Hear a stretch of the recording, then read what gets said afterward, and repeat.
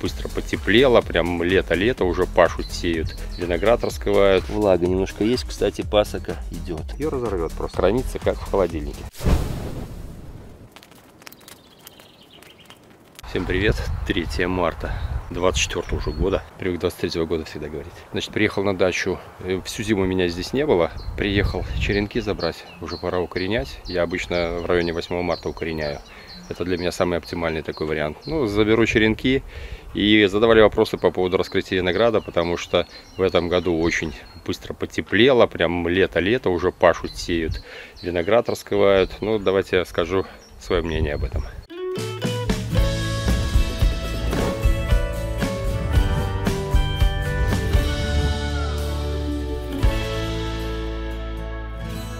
Открыл дверки, вон проветрил немножко подвальчики. Но вот смотрите, что после зимы происходит. Вот здесь вот с крыши у меня вечно нормальный такой сугроб падает. Продавило, но проволоку не проломало. Потому что если вообще вот этих щитов не делать... Хотя нет, наверное, порвало. Да, оборвала проволоку. Надо будет перевязывать в этом году. Но живое. Пока живое.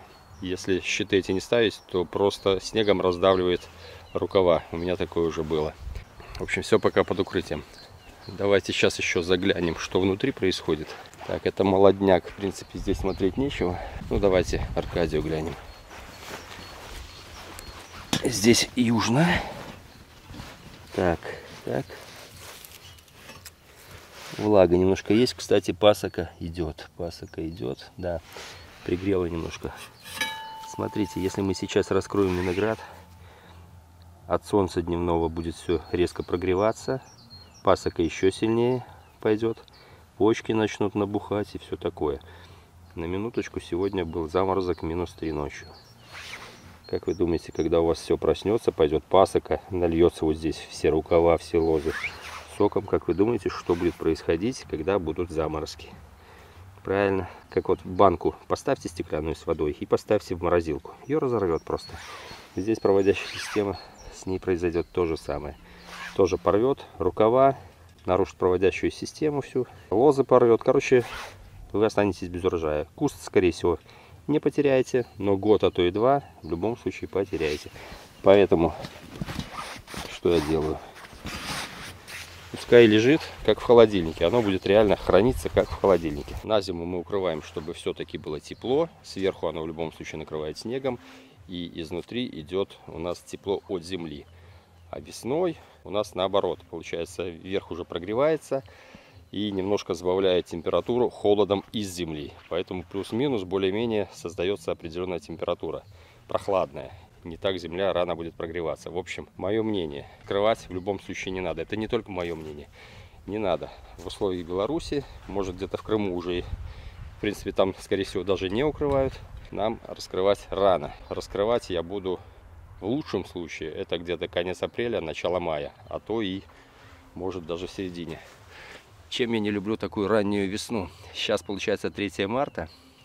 Уже такая ранняя весна у нас началась в конце февраля. Когда у нас ранняя весна, у нас обычно лето никакое. Вот как бы что я переживаю. Надеюсь, я буду ошибаться, конечно. Но, как правило, практика показывает это.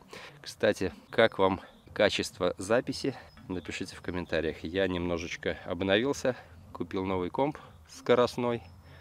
Как раз под монтажку. Он должен... То, что у меня монтировалось обычно 4 часа, 5 часов. 10-минутное видео сохранялось. Сейчас оно сохраняется за 5 минут. И я могу себе позволить уже поставить даже 60 кадров в секунду. И вот смотрите, плавность должна быть идеальная.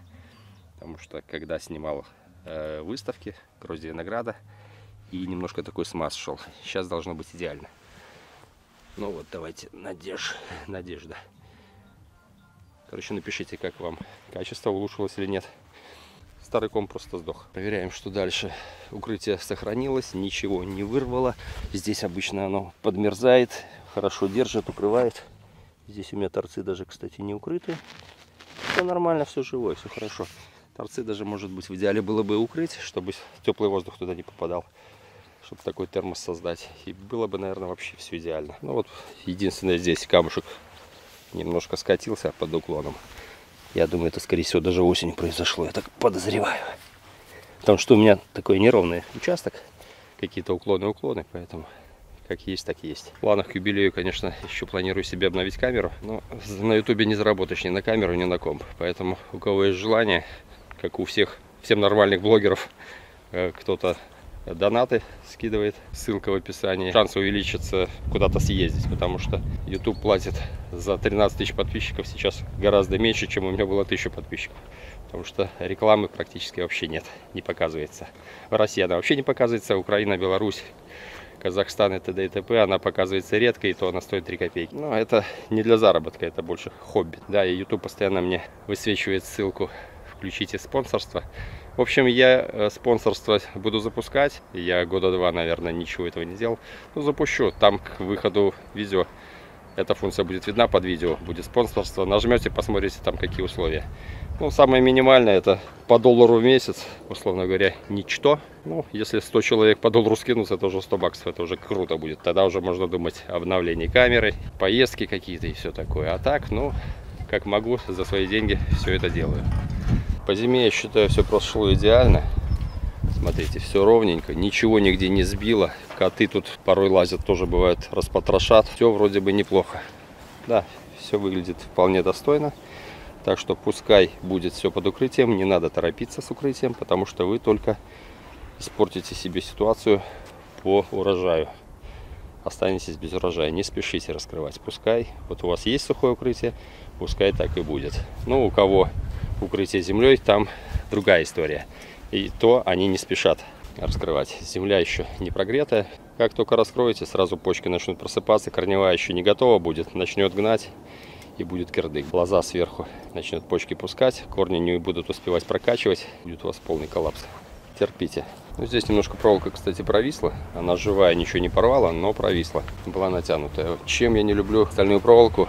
Она очень подвержена растягиванию. Вот тонисовская, кстати, она держит гораздо лучше. Вот для примера. Это вот тонисовская, видите? Это оно натянуто как струна, смотрите. Ее даже не сдвинуть. Ну, вот она так выглядит. Ее сейчас не проблема купить. Она выдерживает все передряги. Ну, без фанатизма, конечно. Но в итоге она ведет себя гораздо лучше, чем стальная проволока. Мне она больше нравится. Но с ней надо очень аккуратно. Ее нельзя повреждать. Как только оплетку эту пластиковую повреждаете, она начнет коррозировать и, в принципе, тоже начнет рваться. А так, если грамотно к этому относиться, я эту проволоку, кстати, никогда не ослабляю и не натягиваю. Она у меня круглогодично в одном и том же состоянии. А остальное я туда-сюда тягаю, и все равно толку от нее никакого. В общем, с большего, смотрите, по поводу раскрытия, в принципе, тема была. Я вам уже объяснил, не надо спешить, не торопимся, потому что у меня сейчас очень много вопросов по этому поводу задают, что типа потеплело, давайте раскрывать. Нет, не давайте.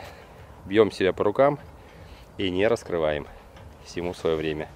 Забрал черенки и сейчас уже поеду укоренять. Сейчас единственное, что можно сделать, это обрезать деревья. Смотрите, уже на алыче почки уже начинают выдвигаться. Сейчас буду делать обрезку. По поводу обрезки яблонь, груш, вишни, сливы.